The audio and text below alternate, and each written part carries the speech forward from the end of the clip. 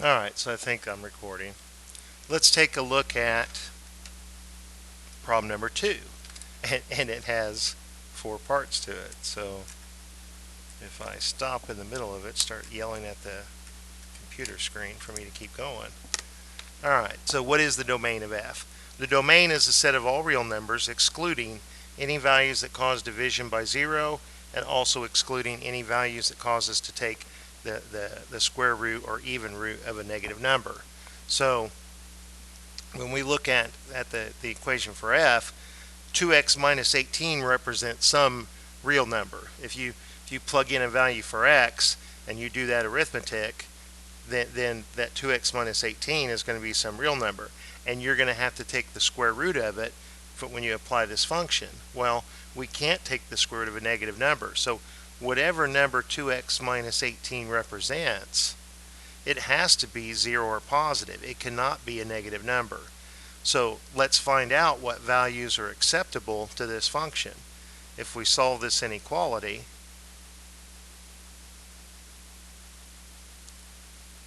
we have that x is greater than or equal to 9. So if we had a number line, if you have 8, 9, 10, and so forth, we're saying that 9 is okay. That if you plug 9 into this function, f evaluated at 9 is going to be 0, because you've got 2 times 9, which is 18. 18 minus 18 is 0, and the square root of 0 is 0. If you plug in a number like 10, you're going to be fine, because you're going to be taking the square root of, well, 2 times 10 is 20, and 20 minus 18 is 2. So you're going to be taking the square root of 2. But what if you plugged in a number like 8? What would happen? Well, 2 times 8 is 16, and 16 minus 18 is a negative 2. And if we're working within the set of real numbers, that's undefined. So if we were going to plot points, we would have this x-coordinate of 8, but we wouldn't have a corresponding y-coordinate to plot. 8 is not related to any value, so we couldn't plot that point. Therefore, 8 can't be in the domain. And that's going to be true for any number that is less than 9. It's going to result in the square root of a negative number, and we have to prevent that. Now, to tell everybody what set of numbers is acceptable, we can't list them all because there's infinitely many numbers. And although a picture does describe it pretty well, they want to use more precise notation, I guess. The domain of f, if we're writing this in interval notation, to recognize that we include 9, we put a bracket at 9, and in interval notation, we always write a smaller number, comma, a larger number. Well, I don't have a number, but I do have the idea that I'm heading off forever. There is no largest number, so we just use an abstract idea of positive infinity. So there's my answer for problem 2, part A. So let's move on to part B, which I assume is going to be finding the domain of G. Let's take a look. Yeah, okay. So again, what is nice, even if you don't understand it at this point, you do have to recognize that every time we have found the domain, that I say the same thing, or I try to say it in the exact same way. The domain is the set of all real numbers, excluding any values that cause division by 0, and also excluding any values that cause us to take the square root of a negative number or any even root of a negative number. So when we look more closely at this function g, we do not see a variable in a denominator. So I do not have to worry about division by 0. Any x that I plug into this, any input, it's just going to square it and then subtract 16. There's no division in this problem. I'm not going to ever have to worry about division by 0. And because the function simply squares it and subtracts 16, there is no radical. I'm not taking a square root of any value. So I don't have to worry about taking the square root of a negative number. So my default answer, whenever I'm finding the domain, if there's no exceptions, nothing to exclude, it's the set of all real numbers. And when we write that in interval notation, never put bracket negative infinity to positive infinity, because that includes an endpoint, that includes the number, and negative infinity is not a number, it's an abstract concept, an abstract idea. So here's our answer, problem 2, part B. Let's go on to problem 2, part C, finding the domain of a composition. Now, again, the domain is a set of all real numbers, excluding any values that cause division by 0, and excluding any values that would cause us to take the square root or even root of a negative number. When I find the domain of a composition, two things have to be true. When I look to the first function, which is always listed second, it's the one that we apply first, the input x has to be in the domain of G. If it is in the domain of G, then we will have an output. We will have a y value. Now, that number has to be in the domain of the next function, or otherwise you have no output. So this g of x has to be in the domain of f in order for us to have an output. All right. We've already looked at and recognized that the domain of G was all real numbers. So we do not have any restrictions at all yet as far as putting input into this function, because right now we've just looked at it passing through the first function. It needs to pass all the way through both functions, and we could even theoretically have even compose more functions, but we just look at 2 in this course. So what about f? Well, f is a little bit more picky than g. F, remember, its domain was 9 was acceptable, and numbers bigger than 9 was acceptable. But numbers smaller than 9, when you took 18 away from it, that caused that value to be negative, and we can't take the square root of a negative number. So the output g of x has to be one of these numbers. So written as an inequality, it has to be bigger than or equal to 9. If g of x is a negative number, I don't know, -1, then when you plug it into f, you're not going to get an output. It's going to be undefined. You know, if you plug in a number like 9, then the output would be 0, because 2 times 9 is 18, and 18 minus 18 is 0, and the square root is 0. A number like 10, well, we saw that it would have an output of square root of 2.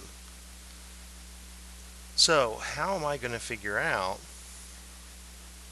if this domain needs to be restricted or not? Well, I need to solve this inequality. So let's replace g of x with this x squared minus 16 is greater than or equal to 9. Now here, this is a quadratic inequality. On the left-hand side, we have a quadratic expression.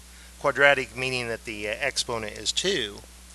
When we have a quadratic expression or a rational expression, we need to have this written in standard form. We need to have a 0 on the right-hand side. So I need to subtract 9 from both sides of this inequality. So I have x squared minus 25 is greater than or equal to 0. Now I don't have, since this is not a rational expression, my denominator is just 1, so I don't have to worry about any critical points because of a denominator. What we do is we temporarily say, well, what if this equals 0? What if x squared minus 25 were equal to 0? And if we factor the x squared minus 25, we see that there's two solutions to this equation, that -5 and +5 are solutions to that equation. So as it's applied to this inequality, the technique that you I thought may have studied already, but at some point look at, is to take the real number line and to use these critical points of -5 and +5 to divide the number line into 3 different regions. We can give these regions names, and typically they just label them A, B, and C. You could label them anything you wanted, but A, B, and C is common.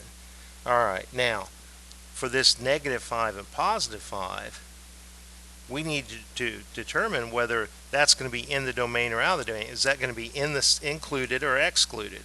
And the answer there is in the notation here. Since we wanted it to be greater than or equal to 0, since it's acceptable to be equal to 0, if you plug in -5, you get 25 minus 25, and 0 is greater than or equal to 0. So we're going to shade this in.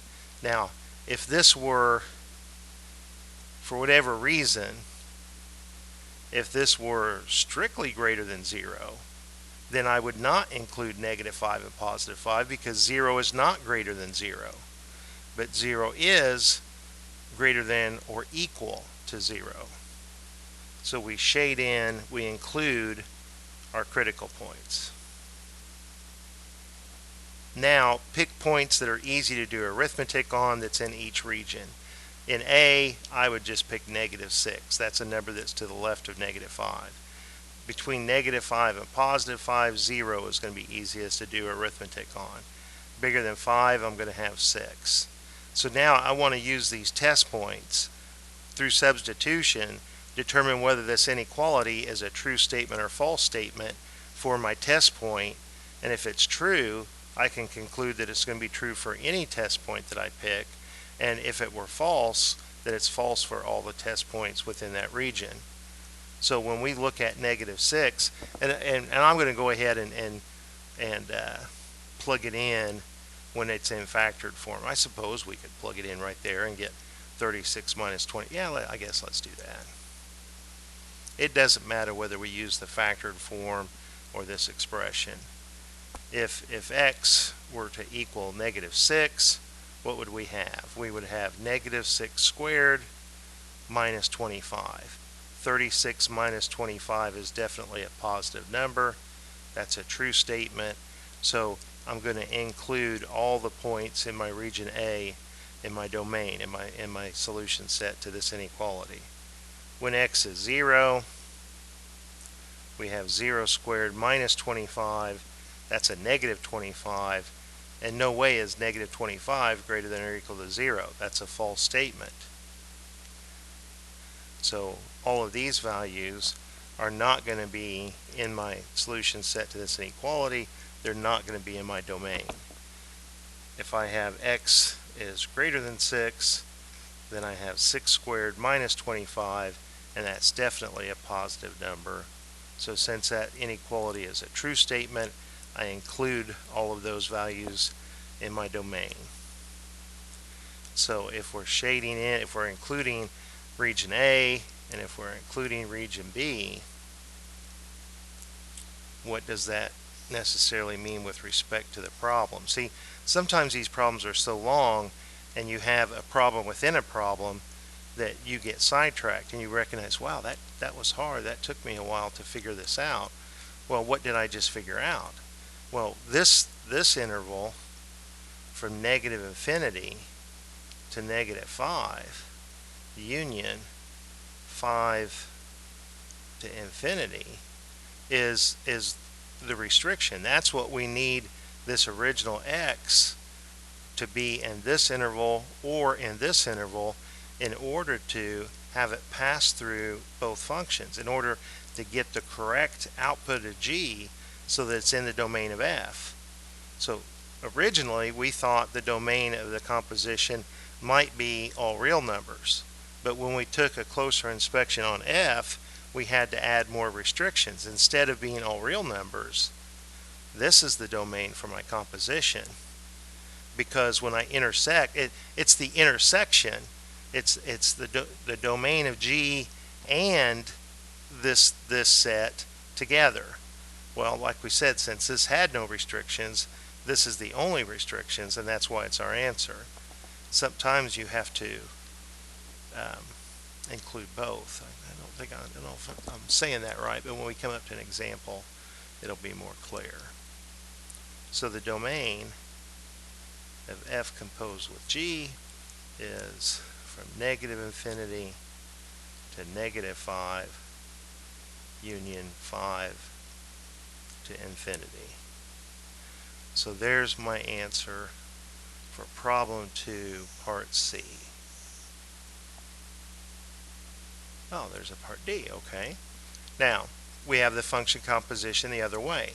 So I know when I'm finding the domain, it's the set of all real numbers excluding any values that cause division by 0 and excluding any values that cause us to take the square root or negative root of an even of a negative number. We have to avoid that. It's very early in the morning. I'm having a hard time thinking. When I'm doing the function composition, two things have to be true. Let's take a look at this composition. The first function is listed second here as f. We plug a number into f, but in order to have an output, this number that we substitute in and plug in into the function has to be in the domain of that function. Otherwise, you would have no output. Now, this becomes the input into our next function, g. But f of x must be in the domain of g, or there would be no output. The output here is our g of f of x. Alright, so the domain of f, we knew it to be numbers that were 9 or larger. We did that, I think, in part A, the very first thing that we did. The domain of g is all real numbers. So x, right off the bat, we have this restriction. It has to be bigger than or equal to 9. But if it is bigger than or equal to 9, any number that comes out of there is going to be acceptable to g. G is not picky at all. G will take any real number. So this is our only restriction, the domain of f. So the domain of this function composition, g composed with f, is just positive 9 to infinity, including 9 there, was just the restriction that we had on f. So there's our answer for problem number 2, part D. I think that's it for problem number 2, yep. So I hope that helps, and I'll move on to the next one.